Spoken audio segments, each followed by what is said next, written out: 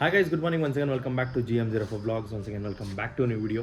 So ಏನಪ್ಪ ವಿಷಯ ಅಂದರೆ, ಎಲ್ಲ ಕಡೆ E20, E85, E100 ಅಂದ್ಕೊಂಡು ಇದೇ ಪ್ರಾಬ್ಲಮ್ಸು. ಇಂಜಿನ್ ಸೀಸ್ ಆಗಿರ್ಬೋದು, ಇಂಜಿನ್ ಇಶ್ಯೂಸು, ಪಿಕಪ್ಪು, ಮೈಲೇಜು, ಪ್ರತಿಯೊಂದು ಇಶ್ಯೂಸ್ ಸ್ಟಾರ್ಟ್ ಆಗಿದೆ ಈಗ. ಸೊ ಆ್ಯಕ್ಚುಲಿ ಈ ಪೆಟ್ರೋಲಿಂದ ಏನಾಗ್ತಾ ಇದೆ ಅಂದರೆ ರಶ್ ಫಾರ್ಮ್ ಆಗೋದು, ಆಮೇಲೆ ಕಾರ್ಬನ್ ಕಂಟೆಂಟ್ ಫಾರ್ಮ್ ಆಗೋದು, ಸೊ ಈ ಥರ ಎಲ್ಲ ಇಶ್ಯೂಸ್ ಬರ್ತಾ ಇದೆ.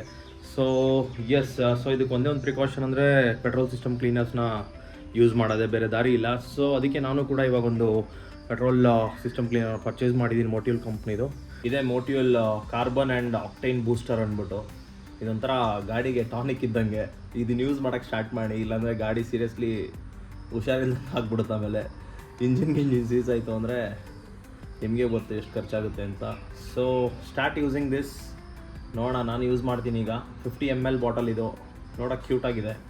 ಸೊ ಡೈರೆಕ್ಟ್ ಪೆಟ್ರೋಲ್ ಟ್ಯಾಂಕಲ್ಲೇ ಪೋರ್ ಮಾಡಬೇಕಿದು.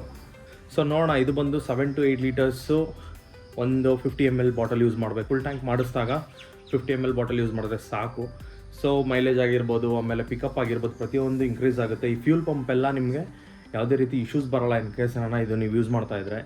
ಸೊ ಬನ್ನಿ ನೋಡೋಣ, ನಾನು ಯೂಸ್ ಮಾಡೋಣ ಅಂತ ತಂದಿದ್ದೀನಿ. ಒನ್ಸ್ ಫುಲ್ ಟ್ಯಾಂಕ್ ಮಾಡಿದಾಗ ಒಂದ್ಸಲಿ ಪೆಟ್ರೋಲ್ ಬಂಕಲ್ಲೇ ನೀವು ಪೋರ್ ಮಾಡಿಕೊಂಡ್ರೆ ಸಾಕಿದು. ಆಮೇಲೆ ಡಿಫ್ರೆನ್ಸಸ್ ಗೊತ್ತಾಗೋಕ್ಕೆ ಸ್ಟಾರ್ಟ್ ಆಗುತ್ತೆ. ಎಸ್, ಸೊ ಬನ್ನಿ ಹೋಗೋಣ. ಈಗ ಹೋಗ್ಬಿಟ್ಟು ಪೆಟ್ರೋಲ್ ಫ್ಯೂಲ್ ಅಪ್ ಮಾಡ್ಕೊಂಡು ಇದು ಯೂಸ್ ಮಾಡೋಕ್ಕೆ ಸ್ಟಾರ್ಟ್ ಮಾಡೋಣ.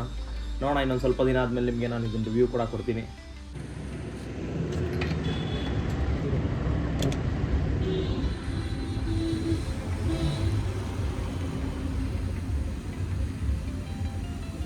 ನೋಡ್ಬೋದು ಪೆಟ್ರೋಲ್ ಹಾಕ್ಸ್ತೆ ಈಗ 7 ಲೀಟರ್ಸು. ಸೊ ಬನ್ನಿ ಹಾಕೋಣ ಇದು ಒಳಗಡೆ.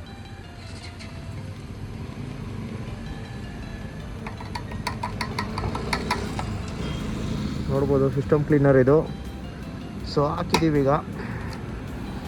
ಸೊ ನೋಡೋಣ ಏನೋ ಡಿಫ್ರೆನ್ಸು, ಏನು ಚೇಂಜಸ್ ಆಗುತ್ತೆ ಅಂದ್ಬಿಟ್ಟು ನಿಮಗೆ ನೆಕ್ಸ್ಟ್ ವೀಡಿಯೋದಲ್ಲಿ ಅಪ್ಡೇಟ್ ಮಾಡ್ತೀನಿ. Thanks for watching. ಹಾಗೆ ಚಾನಲ್ಗೆ ನಾನು ಹೊಸದಾಗಿರೋ ಲೈಕ್ ಮಾಡಿ, ಶೇರ್ ಮಾಡಿ, ಸಬ್ಸ್ಕ್ರೈಬ್ ಮಾಡಿ ಅಂತ ಹೇಳ್ತಾ ಬಾಯ್ ಬಾಯ್.